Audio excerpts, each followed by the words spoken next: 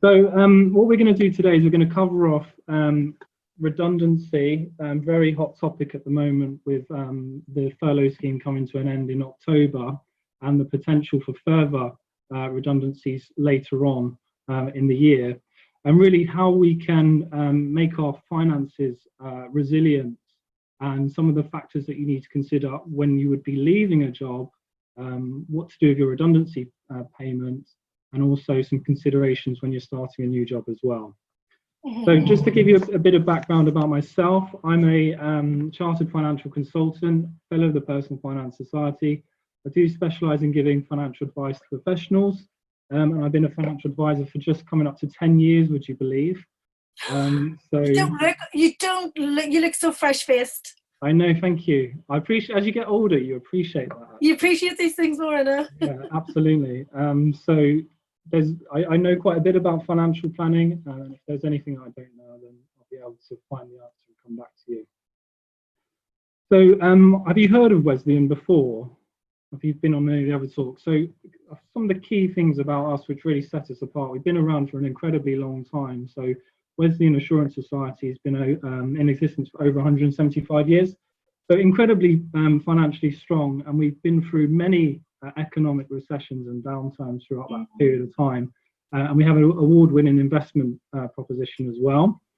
In regards to the lawyers proposition, we do different segments. We do GPs, dentists, doctors, and lawyers, all professionals. But we do have on our advisory board some specific, really influential figures in the law. And we understand you guys better than anyone because we just focus on our target segments. Okay, and we can do everything from mortgages to insurance, protection, pension savings, the whole lot. We also have a foundation which grants money to local communities and good causes there. And we do volunteering as well. And finally, one of the key things about us that sets us apart is the fact we're a mutual. So we run for the benefit of our members. So all of our customers, if you like, are members of the society.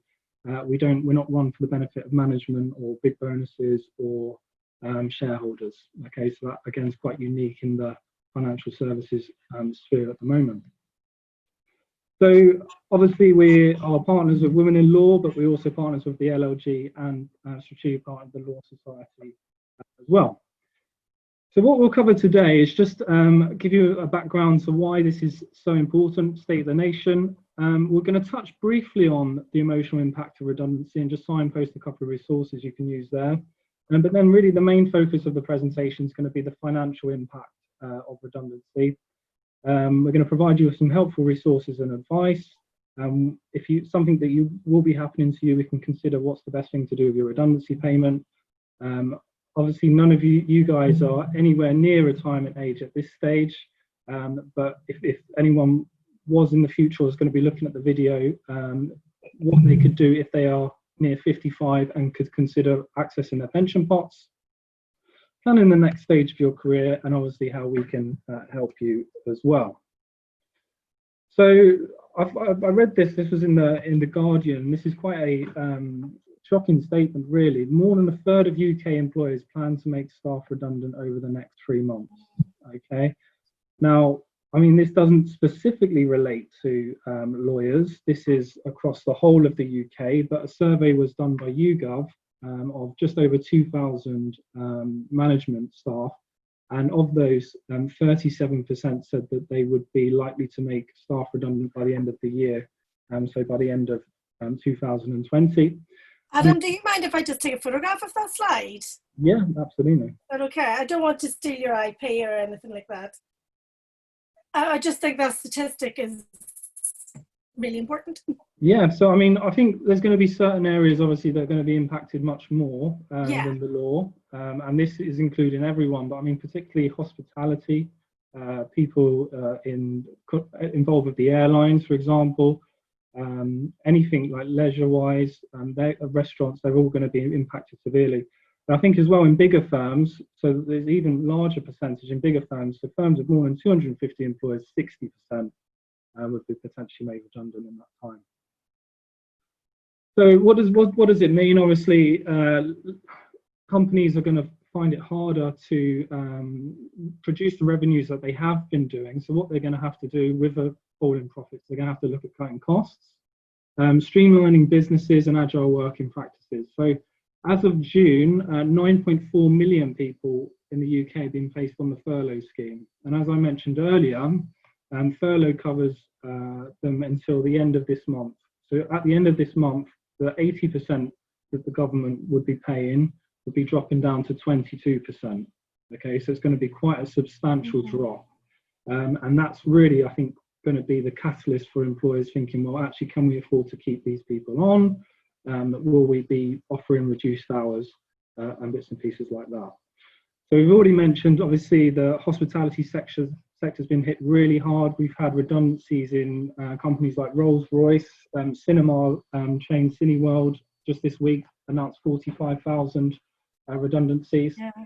And actually, in terms of the employment or the unemployment rate, they anticipate by the end of the year it's going to go from 4.1, which is currently now, to 7.5%, which is a Bank of England estimate. So that's quite a substantial amount of the UK population which would be potentially affected by this. And losing your job, obviously, we're going to focus on the financial impact, but it does have an emotional impact as well, in terms of it can be incredibly stressful, particularly if you have debt, or you have a large mortgage, or if you're worried how you're going to maintain your standard of living throughout a period of time. And that can have impact on your personal relationships. That then goes into things like your health, and how you look after yourself, etc., etc. So it can be quite a vicious cycle. And like I said, today we're going to look at some options to hopefully help you with that and make you more resilient. So we're just going to touch on the emotional impact of redundancy. It's going to have a significant impact on people, as mentioned. We have got a dedicated COVID microsite, which you can access at covid19.wesleyan.co.uk. And that has the bits and pieces on it, like a 24/7, it's all completely free resource. It's a 24/7 online portal, which gives you tips on well-being, advice, and bits and pieces like that. So I know for a lot of people, it can hit them quite hard. Some of the things that we've been talking about is obviously making sure you keep a routine, making sure you get up, and also potentially preparing for it before it happens as well. So it might not be the case that you're currently redundant at the moment, but it might be a case that you want to make sure that you have adequate plans in place if it was to happen. You've also got Law Care as well. I'm not sure if you've heard of them, but that's a charity for lawyers that promotes good mental health and well-being in the legal community. And they have a 365-day a year helpline. Okay, so you can always contact them as well. Adam, sorry for interrupting you, but just on that point there, I'm actually a life coach for lawyers. I used to be a solicitor myself and recently changed across. Okay. Yeah, so there's you said the things that you can do beforehand. Nez, I know you, Nez, just recently you've got into a new job, and I think one of the key things is starting to build up that resilience in your mind now. Rather than saying, oh, I hope it doesn't happen to me, I hope it doesn't happen to me. It's like, if it does happen to me, knowing now what your options might be, might actually lower the trauma of it actually happening, because you've already got a plan in place, because you can start looking at, like, there's different parts of and different sectors where people are going to need to be needed. And it's like, do I know where they are? And where can I help, and where can I offer something different, and being that and understanding your skills, especially as a lawyer, we're so trained to be very solution focused for other people, not so good at doing it for ourselves. Yeah, absolutely. So I offer free coaching. I'm offering free coaching for people at the moment. So if you know anybody that needs anything tailored to them, I'm really, really happy to do so, because I want to do something for people as well, because I haven't actually overly been affected because of my work. People need me at the moment. So I'm giving out some free stuff at the moment. Yeah. So if you do know some people, definitely. I know law care is brilliant, and there are some tips, but sometimes people need their own individual things to understand their own why and what they can do differently. Yeah, absolutely. And I think these are general resources, but there's no substitute to speaking to someone like your friends, your family, as well about these sort of things. Yeah. And I think with the law care in particular, the fact that you can speak to someone, like you said, having a plan kind of removes some of that uncertainty, which almost is the uncertainty that causes the stress Yes. emotionally. So if you kind of start like putting plans in place, making sure that you're starting to build up a savings reserve if you need to have that time off, start updating your CV. We'll talk about bits more in the presentation. Or even coming to terms with, maybe I need to work in a cafe for a couple of days a week just to get me out of the house during that period. Or I need to work in maybe Tesco's to do, and it's building up that resilience and not having this mindset, I'm not going to work in anything else, only what I do in the law, because that mindset is not helpful. No, absolutely. No. Fantastic. So moving on then to the financial impact on redundancy. So I think the first thing is, once you're notified that you're going to be made redundant, is to understand what your rights are. Okay, and this is really important. So the first one is your right to a fair process. So we'll go over that on the next slide, but also your right to a minimum notice period. So depending on how long that you've been with your employer, you will have a statutory minimum notice period. Okay, and that starts at 1 week up to the first 2 years. And then from 2 years onwards, it's an additional week. So if you've been with your employer for 4 years, they need to honour you at least 4 weeks worth of statutory notice. Now the maximum. Can I ask a question there? What if your contractual notice period is longer? Do they have to give you the contractual one? Or absolutely. Yeah. Yep, you've got it. So these are statutory minimums. I mean, in a lot of cases, employers will have more generous ones, and obviously if you are unsure of what that is, you can refer to employment contracts to find out the exact terms, but these are the absolute minimums. Okay. So I mean, looking at the minimums, it doesn't seem a lot. To think that if you're with a company for 12 years, 12 years is the cap, then the maximum you get is 12 weeks. Not a huge amount. And I mean, even if you were there 20 years, you'd still be capped at 12 years. So still 12 weeks. Yeah, and that isn't a long time to find a job, especially in a very competitive market. Absolutely. So we're looking at that's about 3 months as well. Yeah. It will be if you've been there for 12 years. And again, it's very rare that someone's been with their employer for that period of time. Anything less than 12 years, 2 years, is 1 week. Okay. And I think the key thing is that we've had quite a lot of questions about this. Your statutory notice or your notice period is based on your full pay. So even if you are on furlough at 80%, they still need to honour at the normal rate 100% of your basic salary. And again, just signposting, if you ever wanted any specific advice, the best person would be to speak to a specialist HR lawyer. Yeah. So fair process then, that really comes down to how many people are being made redundant, okay, and the consultation and the timing of the consultation. So if less than 20 people are being made redundant, less than 20 employers, that can be done on an individual basis, and that's within a reasonable time frame. If there's more than 20, then a collective consultation can be carried out, okay, and you would usually need to involve either a union rep or someone who'd be elected, an employee representative within that company, okay? And the more employers they have, obviously the longer the consultation period is, because it will take longer to kind of make that happen. So after your consultation, you will receive your redundancy notice, and you'll be given at least a statutory period. And like you said, Donna, if your employment contract says more, then they need to honour the higher amount. If you're taking gardening leave and that's in your employment contract, then obviously you're free to go straight away. And then in terms of time off, you usually allow 2 days of that to look for work. Okay, so you would actually have to work during the notice period, but you are allowed usually 2 days. I never knew that. Yeah, to look for work. And then obviously your job ends. So really then you can potentially have 3 different types of payouts. So we've gone through the notice of termination, which is the first one, which is either the statutory or what's in your contract. You then have holiday pay. Okay, now you can either choose to use that within your notice period, or you can take that as paid. And then in some instances, you will receive a redundancy payment. Okay, and then this is again based on the amount of time that you have been working with the employer.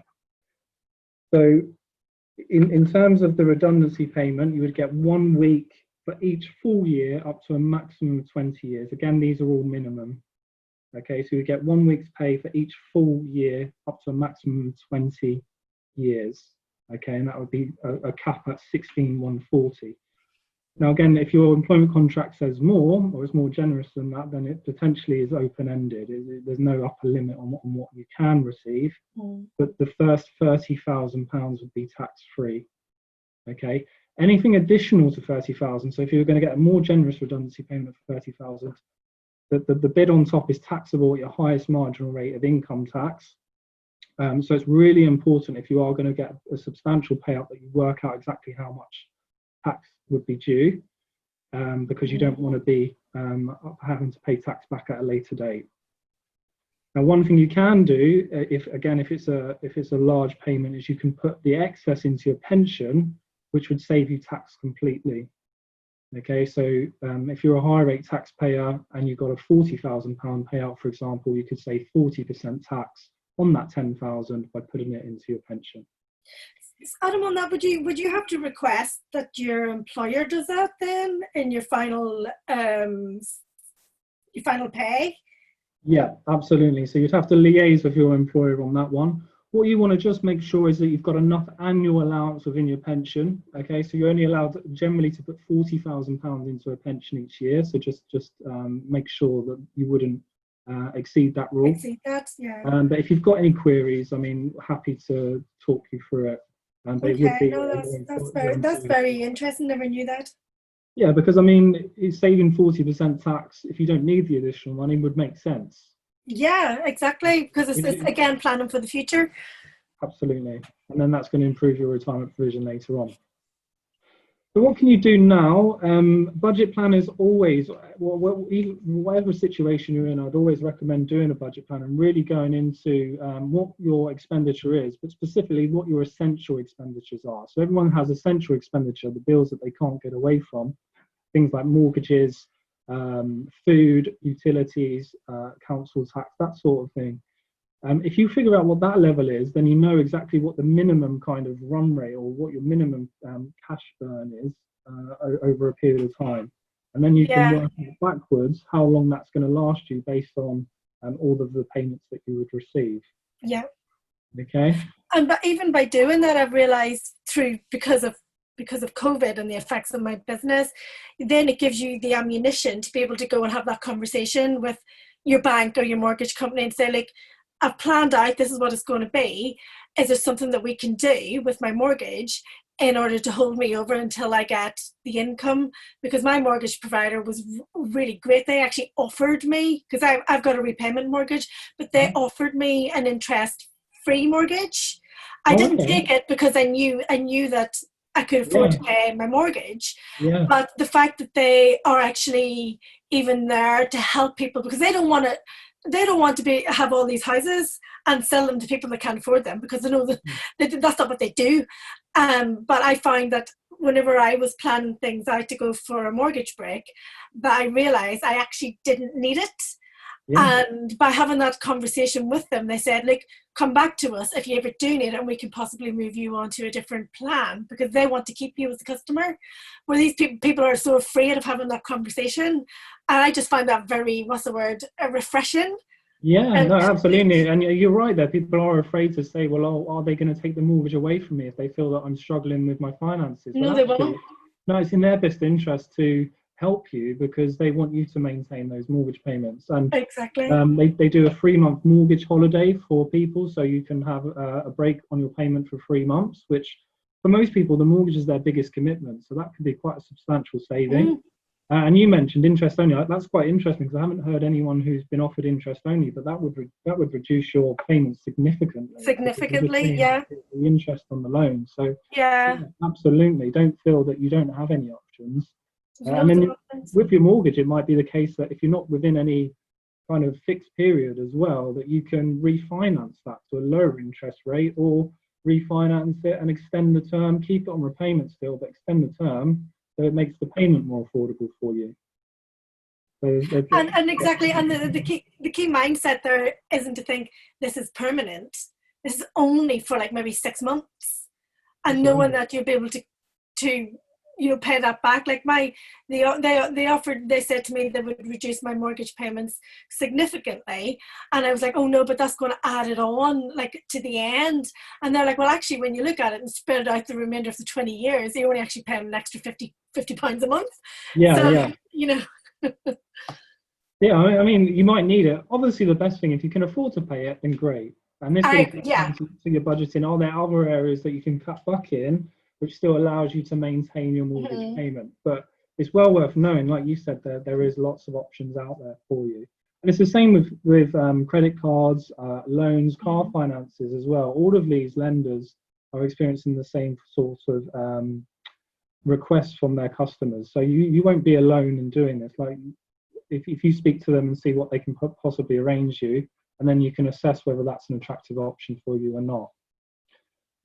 We would always, so once you've worked out how much you need in terms of your essential expenditure, we would always recommend that you have an emergency fund as well. Now, the people that have gone into this with an emergency fund in place, which is usually 3 or 6 months worth of expenditure, have managed to deal with the shock much better because they know that they don't have significant debts, and actually they've got enough to cover them for 3 to 6 months. So that takes a lot of the pressure off because they've already earmarked that money up front.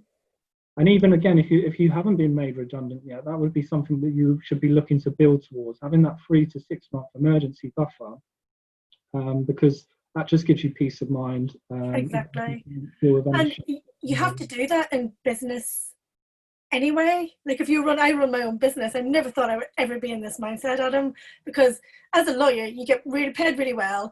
You go out and you buy all this stuff. Well, at least I did anyway, because I was spendthrift. And then I realized I had 2 things of the one thing, and I thought, gosh, my relationship with money is horrible. And I was like getting a net income of like maybe $5,000 a month. I'm living on net 2. I think, what the God's earth would I spend that $3,000 on? Yeah. Nothing. Yeah. So it makes you think, isn't it? How much fat can you cut from your budget? I mean, a lot of people can. I mean, coffees, for example, I've saved loads on just coffee because I don't go to coffee shops anymore. And parking, not even parking, fuel, all these things that you can just save money on. My gym membership I've cancelled as well for the time being. So it's really working out what's essential and what's potentially excess to requirements. And what's nice to have in your belt for a period of time, then that's worth doing. Yeah. And also you can stop, I mean, if you're making pension contributions as well, you can stop those. So if you're making any personal pension contributions, you can stop those. Okay, so that would instantly give you a little bit more cash flow. In terms of insurance policies, usually we would say, I mean, they're a priority because they're protecting you if you were to become sick. I mean, imagine if you were made redundant and then you were to become sick on top of that, and then you've cancelled your own insurance that you had in place, and then you're really in trouble. So again, insurers are doing like 50-50 premiums where you can reduce your premium by 50% but still maintain the cover. So they could be options for you. But generally, especially in terms of any important insurances, we recommend that you keep them in place. And then just a word on scams as well, because we've had a lot of people that have been approached at this time with uncertainty, with emails about transferring their pensions. Always make sure, obviously, it's a reputable provider. They're authorised and regulated by the Financial Conduct Authority, and just do your due diligence in that front, because there are a lot of fraudsters about, especially at the moment. It's so rife, yeah. One other thing I'd add to this is in relation to your household bills, don't stop paying your council tax. That's the only one that you should pay, because there's a criminal Yeah, offensive yeah. to pay it. Yeah, council tax as well, and maintain any kind of loans as well, because you don't want to ruin your credit. You don't want to ruin your credit report, Yeah. because then that can set you back years in advance when you come to get mortgages later on, or loans. So yeah, make sure that you look after your credit, but don't be afraid to speak to your lender and see what they're willing to offer you in terms of any kind of agreement. So some signposts there that will all be sent over. It's just Money Advice Service is a really good free resource, impartial. You've got Money Saving Expert as well, and there's some information there on stand. So for a lot of people, you need to consider, if you are going to be made redundant, everyone thinks, okay, I'm going to be losing that ongoing income, but also you're going to be losing those kind of fringe benefits that your employer provides for you. So things like death in service, for example. When you're employed, typically you would have anywhere between 2 to 6 times your basic salary as death in service. The day you finish employment, you don't have anything. So for example, say you're on a salary of 50,000, you might have something like 200 to 400,000 pounds worth of life cover in place while you're still with that employer. Day after, you don't have anything. Okay, so that's where maybe you should be thinking, well, is there any gaps here? Again, for self-employed individuals like yourself, Donna, that's something you're probably going to want to think about. What would happen if I was to die, particularly if you have any dependents that would be reliant on you, or a mortgage, for example. Sick pay as well. So some employers would offer you something called income protection, which would ensure that if you were long-term sick, you still get a percentage of your salary until you're fit enough to return to work. Critical illness, that pays out a lump sum if you're critically ill. That's a tax-free lump sum on diagnosis of a specified illness, usually the nasty stuff, cancer, heart attack, stroke, that sort of thing, if you were going to be off of work for a period of sort of 2 to 4 years. So just make sure, if you've got any gaps that you're losing, that you are taking out private provision to make sure that they're being addressed. Wills, we always recommend make sure they're up to date. And also, if you've got any previous pensions, make sure you contact the providers to make sure your expression of wish is up to date as well. So I had an example a few months back where the expression of wish for one of my clients was actually her husband, who she's now divorced. Obviously, if she was to die, she wouldn't want the money to go to him. So just make sure they're always regularly updated and they reflect your current wishes. And then savings, a bit like the lending situation, providers are much more likely at the moment, if you're, for example, in a fixed period, to allow you to waive that to access any money for short-term liquidity purposes. So if you have any fixed accounts or fixed interest accounts where normally you would have a penalty for accessing, but you need them now because you've been made redundant, it's worth just giving your provider a call to see if that's something that they can consider. So dealing with debt, and I think if you don't have an emergency fund in place and you do have debts, probably it's going to be a lot more stressful for you than if you hadn't. So the average household debt, and this is excluding mortgages and student loans in the UK, is £14,500. Okay, so I think first thing with debts is and the key thing is really not to bury your head in the sand. It's completely normal, and those average figures show that. But you need to think of putting a plan in place and how you're going to pay down those debts. So what you want to consider is how long have you got left to pay on that commitment, what is the rate of interest, and do any early repayment penalties apply for paying it back sooner than the end of the term. Typically what you want to do is pay off the highest debt first. Okay, so you want to pay off the highest rate of interest first and prioritize like that. And again, same with the mortgage, there might be other options that you can switch to, like you might be able to take an interest-free credit card for a period of time just to tide you by until you're back into work. Okay, so that's something to think about. With debts, it's always good as well to establish a budget, but be realistic with that. It's better to do a more sensible amount that you can stick to over a long period of time.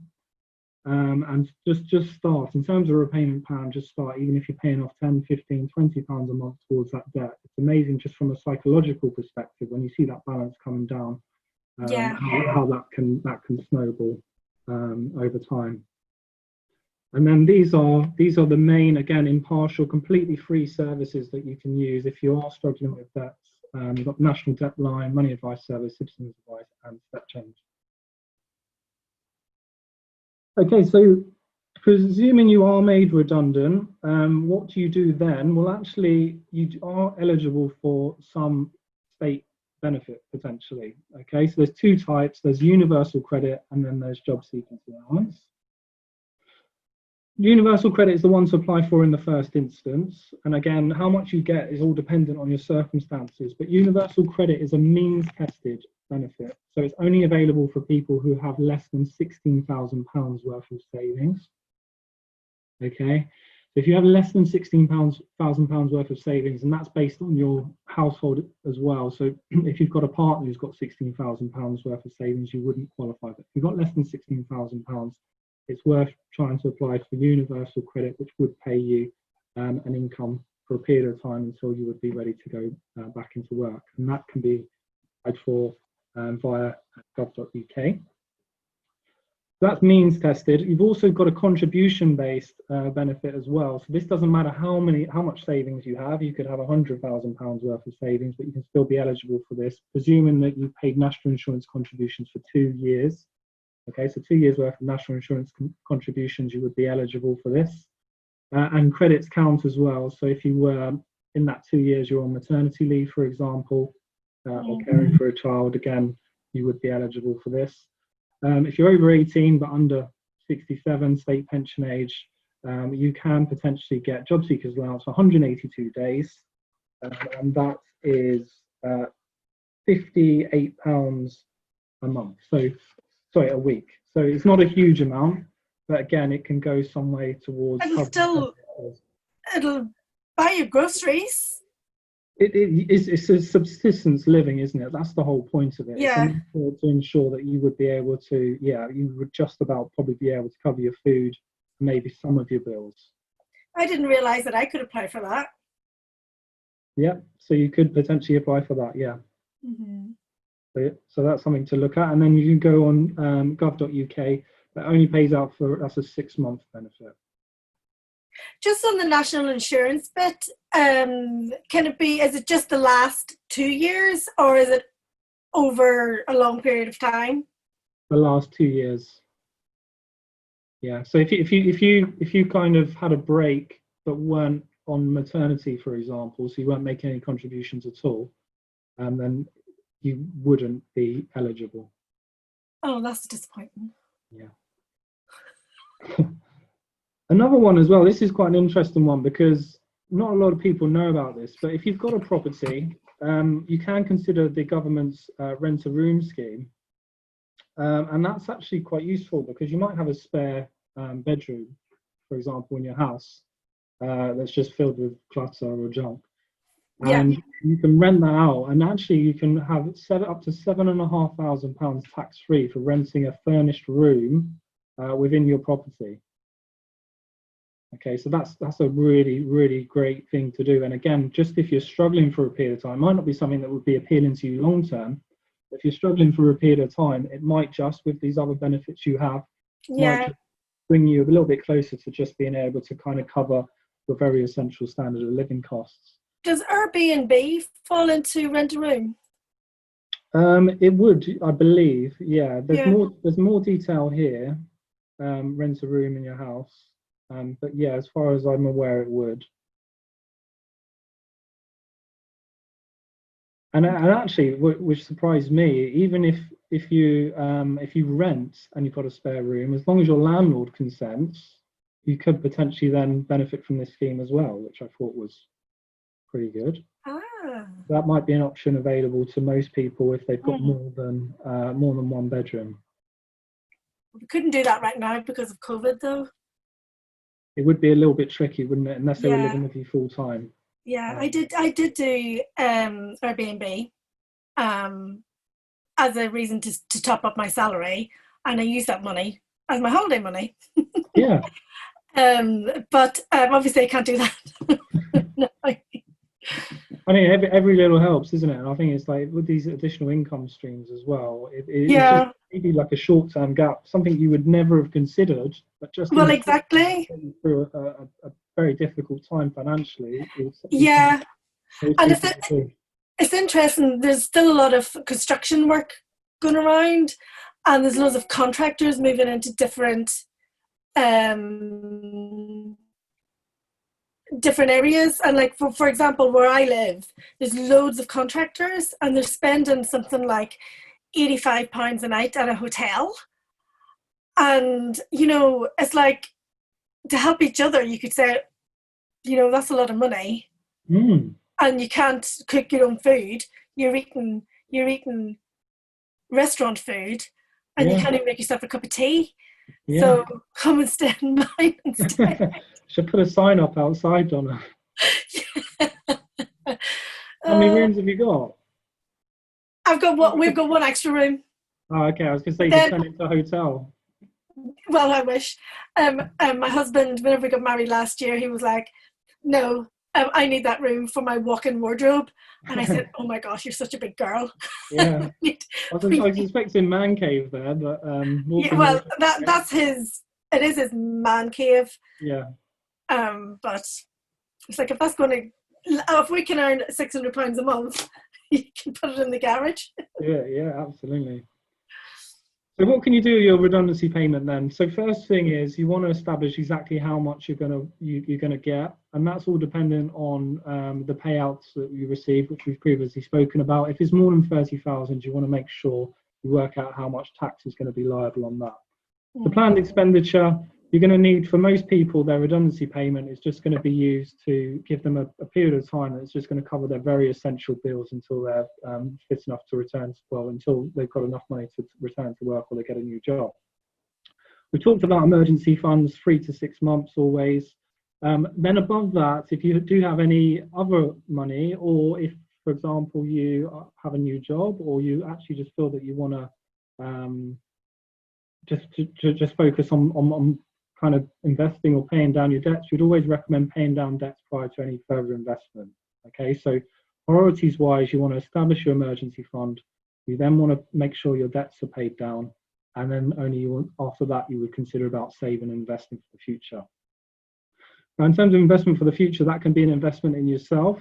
Okay, for a lot of people, they might say, well, actually, I want to choose a different path now, and it sounds like, Donna, that's something that you've done.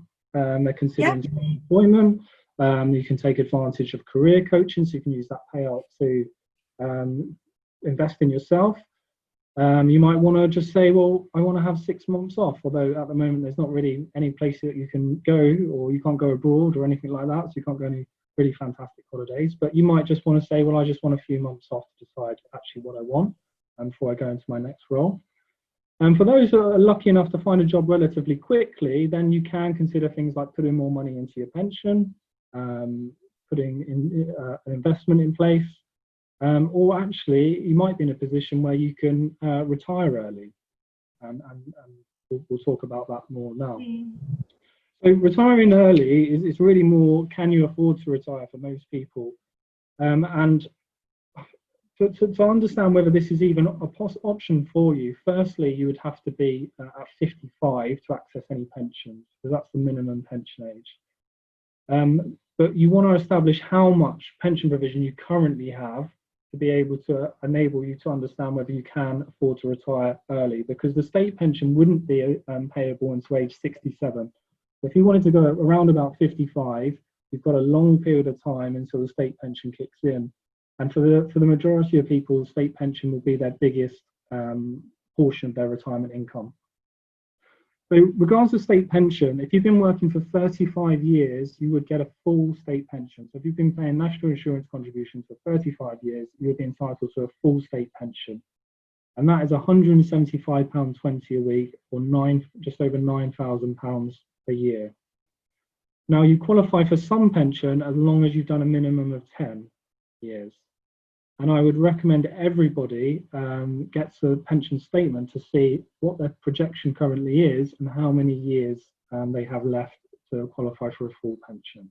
Because that 9,000 for most people is going to be a significant portion of all of their retirement income. And you can do that via the government link there, or you can do it manually via a form, which is called a BR19 form. Okay. So on top of that, once you understand your state provision, you want to have a look at your private provision. So if you've had a lot of different jobs, you might have lots of different pension pots all over the place. And again, it might be a time to review these. What charges are you paying on them? How is it invested? How is it performed? Actually, how much income are these pots? Because I mean, we all know it's worth, if it's worth 100,000, you're not really going to know what that translates to in terms of how much of an income that would be in retirement. So we can help you with that. All right, okay. So just on that, Adam, in terms of the different pots, what would your advice to be? Is just to get all those pots and get all the information together and give it to someone like Wesley and. Absolutely. So what we can do is we can write to your providers and we can get all the information on them. We don't recommend just bringing them together just for the sake of it. Okay, there has to be a reason for that. So we'll look at things like charges. We'll look at whether they've got any valuable guarantees that you would lose if you were to transfer them. We would look at investment performance as well, because ultimately, how much you have as an income in retirement is going to be dependent on your investment performance and how much money you put into that pension. Okay, and we can do that for you completely for free, and we can send that off to your providers. We can get all the information we need, and then we can recommend, well, actually, are you best keeping it as they are? Are you best consolidating it and bringing it into one? If you're self-employed, you're probably going to want to look at having some sort of private pension you're paying into on a continuous basis. Mm-hmm. Your employer's not putting any money in for you. So one of the benefits of being employed is we do get contributions into our pension via our employer. Whereas the onus is very much on you. So that would be a consideration. Before you even can think about retirement early, you need to understand what your private provision is and how much income that they can generate you. And also, if you're retiring early, then that pot's going to be under a lot more strain, because most people are going to probably live until their 80s, their 90s. So that's a very early point in time to start drawing down on that money, and you want to make sure it will be sustainable for the remainder of your lifetime. Okay. And then in terms of access to pensions, we mentioned at 55. Again, that depends on what type of scheme it is. If anyone's worked in the kind of public sector or in lawyers in local government, they will potentially have what's known as, again, very similar to a state pension. Instead of a monetary amount, it will be a benefit amount or a promise of an income in retirement. So all of these factors need to be brought together. Also, some people might have buy-to-let or investment properties which can form part of their retirement provision as well. But it's just really doing some cash flow and forecasting there to see, well, actually, can I afford to retire now? Or how is that going to impact me if I do retire now later on? So in 2015, there's a lot of changes that came into the way that pensions are now accessible. So if you really wanted to, at 55, you can take your entire pension. I wouldn't advise it at all, and you pay a huge amount of tax, but that's the flexibility you have now. So you get 25% tax-free, and the remainder would be payable at your highest marginal rate of income tax. And just need to be careful as well for high earners, how much you're putting into your pension. We touched upon this earlier. 40,000 is the annual allowance of what you can put into a pension, and the lifetime allowance in terms of maximum pension savings you're allowed is just over $1 million. So if you're getting near any of those figures, again, it might be wise to just take some advice and to see what the best course of action is for you. Yeah. Budget planner, well, this is, again, comparing what your income is now to your income in retirement. A lot of people, when they start retirement, they're probably going to have time that they're going to go traveling. Usually their expenses will spike. A lot of people think, well, I'm not going to be doing much retirement, but initially, certainly, there will probably be a spike in expenditure. And also, you need to make sure that you have enough money later on if care is ever a requirement. And yeah, we already touched upon making sure it's sustainable, because if you draw on your pension too early, you don't want to be running out in the future. But this all depends on your personal circumstances, things like your health, what other wider assets you have in place, etc. So planning the next stage of your career. So there's a lot of information on the web about this. I'm not going to go too much into it, but I think it's just about having a plan, even if you haven't been made redundant yet. Just updating your CV, making sure your LinkedIn profile up to date. Actually, most of recruitment's done via LinkedIn now than the kind of traditional routes. So making sure your LinkedIn profile is looking good. Some employers will provide job hunting help as part of the redundancy package. So just check that when you are being made redundant. There's recruitment sites like the job site, Reed, places like that. Also, connect with your network, any contacts that you have. Can you get any recommendations? They look particularly good on your LinkedIn profile as well. And going to events like this, meeting new people, and registering with specialist recruitment agents in the field. Can I add something there to that, Yeah. Adam? And something you might want to add to this is that there's a lot of law firms that have consultancy arms now, and they offer a lot of consultancy work to lawyers that are not in their books, to fill gaps within their clients' in-house legal teams. Okay. And that's something that market is, the way that legal services are being provided now is changing. And that is something that they could do. Also, with the new regulations, the new SRA regulations last year, basically the regulations are relaxed and somewhat where individuals can go out and start selling legal services. So they don't necessarily have to look for a job. They just need to look for their own clients and set up their own legal consultancy, which I've been helping 2 people do in the last 3 months. Okay, that's really interesting. Maybe the industry will be moving more that way, more kind of. It really has been moving that way. It's been slow, but I think, especially during lockdown, you obviously need to satisfy some criteria, but it's a lot easier now, and people are being a little bit more brave and stepping out, and their clients are coming with them, because it's showing that clients aren't. I'm not. I know this is being recorded and it's probably going to go somewhere, but people invest in people, and it's likely that some clients would move with the people that's been working on their account maybe for a very long time. So it's a very compelling argument to set up, because you may have clients that will follow you as well. Yeah, absolutely. Well, that's really interesting. If you could send me some info as well about that, that'd be really useful. Yeah, of course. Yeah, I will. Okay, and then starting your new job as well. So again, any gaps that you might have had from your previous job, your new job's going to have a different pension. What sort of pension contributions are they going to be? How do they compare to your existing job? Are you still going to have enough or be on track to reach the pension income that you need? With pensions, it's always good as well to make the maximum contribution that your employer will be prepared to match for you. But always, if you're starting a new job, it's interesting because a lot of people look at the top line figure, the kind of basic salary. Actually, some pension contributions can vary quite significantly. And when you take that into account in a percentage term, you might be getting paid a little bit less on the basic salary, but get a better pension contribution, and it might work off better overall. Overall on the package, yeah. Absolutely. Death in service is another one. 2 to 4 times is the typical amount. How does that compare to your previous employer? You might have had 2, or you might have had 4, and now you're going down to 2. Are there any gaps? Do you need to take a private policy to top that up? Would you have enough to clear your mortgage, for example? Would you, if you've got children, would you have enough to support them if you were to pass away? Sick pay, so the statutory sick pay is £96, I believe, for 26 weeks, so it's not a huge amount. So anything above statutory sick pay is always a benefit. Some employers will offer you income protection.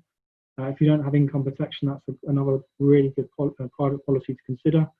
Maternity pay arrangements as well, if you are thinking of planning a family, that would obviously come into the factor, particularly if you were looking to potentially plan a family quite soon into starting a new job. That's something that you want to have a look at in the employment contract.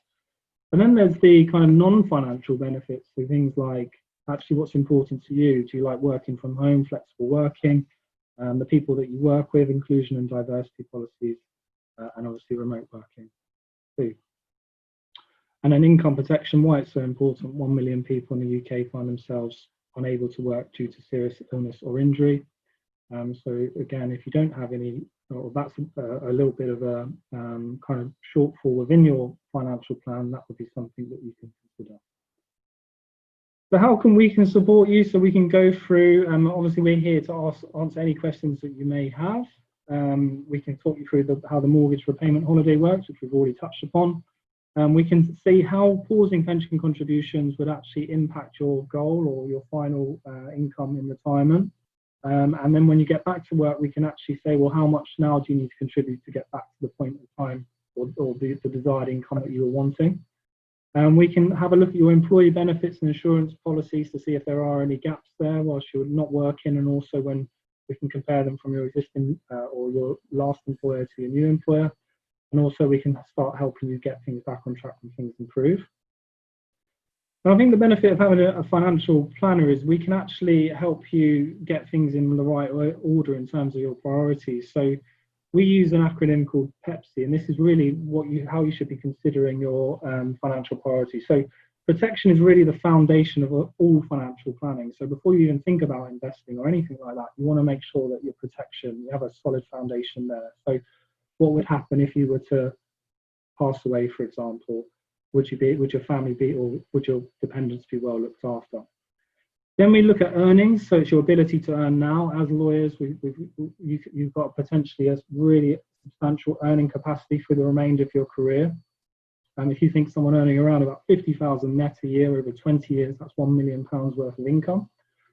So what would happen if you were long-term ill and you had to take 2 or 3 years off of work? Or actually, what would happen if you were in a freak accident and you never went back to work, and then you needed support all the way through to retirement? So we can look at things like that. Once your standard living costs are covered now, we then look at how your standard living will be looked after in retirement. So we can look at your existing pensions you have in place, see whether you're going to have enough income in retirement. If not, how much more do you need to put in? Can you consider looking at a different investment strategy there? Then you have savings, which is the nice to have. So things that you'll be looking to maybe save up for in the next 0 to 5 years. What's the most efficient way to do that? And then things like investing, which is more medium to long-term goals. So looking to buy a bigger house, looking to put children through university, things like that. And we cover you through all stages in your career as well. So I'm sure you can probably relate to what part of your career you are on this graph. Like with mum and dad. Thanks, Mum and Dad. This is where you're at the moment.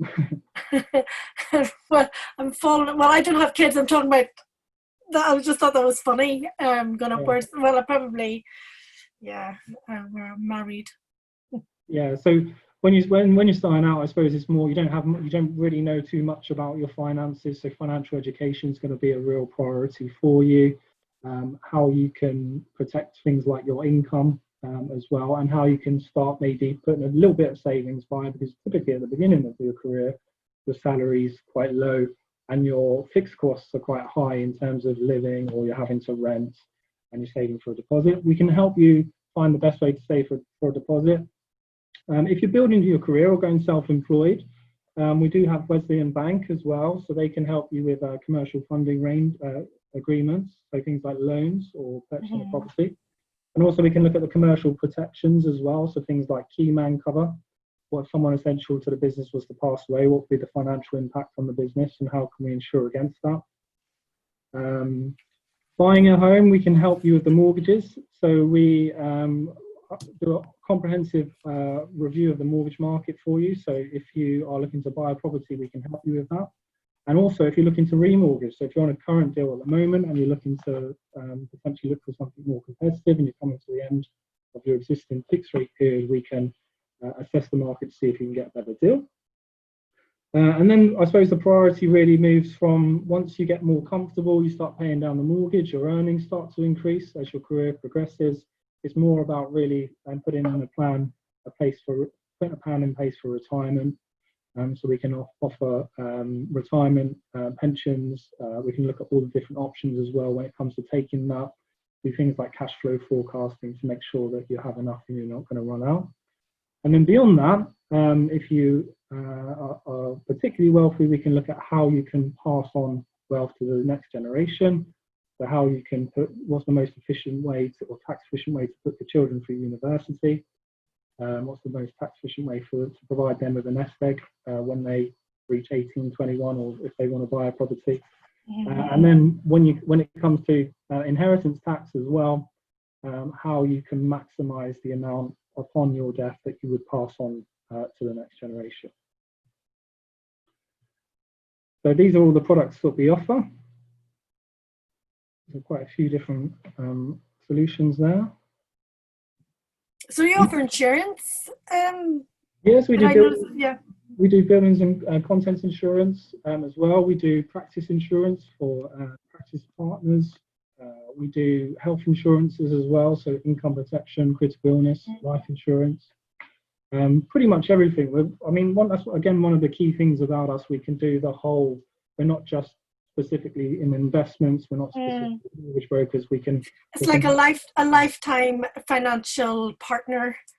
Absolutely, yeah. Yeah, that's nice. I like that. Yeah, and what we do as well is for most of our clients, we would have an annual review. So you would have your financial objectives, and we would make sure that you were, because a lot of people they'll start putting maybe a savings plan in place and then they might give up. But I think that's part of what we do as well, just making sure that you are held accountable and that actually you can achieve your objectives each year. It's like you have a financial coach. It's a bit like exactly like that. It is. Yeah. That's what coaches do. Keep you on track. They help you. Yeah. Yeah, absolutely. So if you would like a review would be completely complimentary. Then do feel free to add me on LinkedIn, Adam Wicken, connect with me. You can also put your email address in the chat box and I'll give you a call. Alternatively, you can use the web address here, which is wesleyan.co.uk/appointment and book an appointment there. And that's everything. So thank you very much for listening. I hope you got some value from that.